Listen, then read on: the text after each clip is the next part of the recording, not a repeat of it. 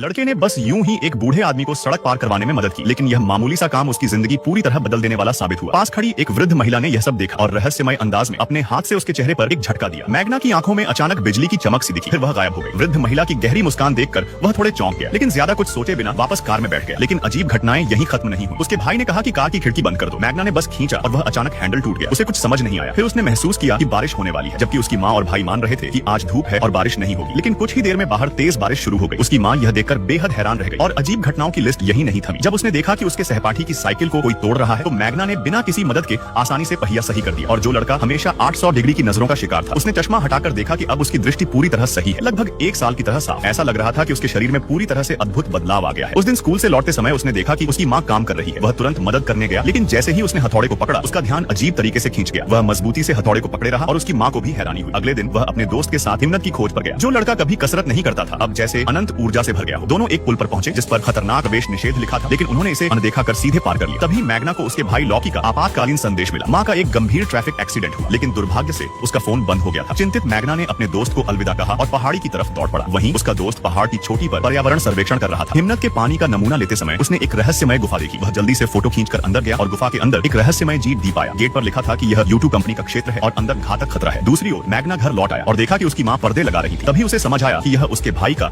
शरारती मजाक था, जो उसे और उसके दोस्त के मिलने से रोकना चाहता था। वह तुरंत अपने दोस्त को खोजने के लिए निकला। जैसे ही वह पहाड़ी के तल पर पहुंचा, उसने देखा कि उसका दोस्त पैराग्लाइडिंग कर रहा है। दृश्य शानदार था, लेकिन तुरंत ही उसे अजीब सा डर महसूस हुआ। पैराग्लाइडर नियंत्रण खो चुका था और सीधे हाई वोल्टेज लाइन की तरफ जा रहा था। बिजली और धमाके के बीच उसका दोस्त गिर गया। मैग्ना तुरंत उसकी ओर दौड़ा, लेकिन पहुंचने पर देखा कि उसका दोस्त सांस नहीं ले रहा है। उसी समय एक मध्यम आयु का आदमी आया। उसने पहले उसकी नब्ज और सांस चेक की और फिर CPR दिया। जब उसने देखा कि अब कोई उम्मीद नहीं है, तो उसने आपातकालीन नंबर डायल किया। यह आदमी वास्तव में छोटे शहर की U2 कंपनी का मालिक विवाव था। बाहर तेज तूफान और बिजली गड़गड़ाहट हो रही थी। मैग्ना बारिश में भीगते हुए घर लौटा, लेकिन अभी भी अपने दोस्त की अचानक मौत को स्वीकार नहीं कर पाया। उसने कोने में रखे हथौड़े को उठाया, निराश और गुस्से में सड़क के बीच खड़ा हो गया और उसे आसमान की ओर फेंक दिया। जैसे ही वह फेंका, बिजली चमकी और पूरे शहर में अंधेरा छा गया। कुछ ही समय बाद पुलिस ने उसके दोस्त की मौत की खबर दी, लेकिन नतीजा चौंकाने वाला था। महिला पुलिस ने कहा कि उसके दोस्त को पैराग्लाइडिंग करते समय बिजली लगी और हादसा हुआ। मैग्ना यह सुनकर हैरान रह गया। उसने खुद देखा था कि उसका दोस्त हाई वोल्टेज लाइन से टकराया। फिर भी पुलिस ने सच्चाई छिपाई और लोगों को धोखा दिया। महिला पुलिस ने कड़ा रुख अपनाते हुए कहा कि मामला बंद कर दिया गया है और आगे की जांच की जरूरत नहीं है। मैग्ना को शक हुआ कि उसके दोस्त की मौत के पीछे कोई रहस्य है। उसने ठान लिया कि वह खुद इस मामले की जांच करेगा।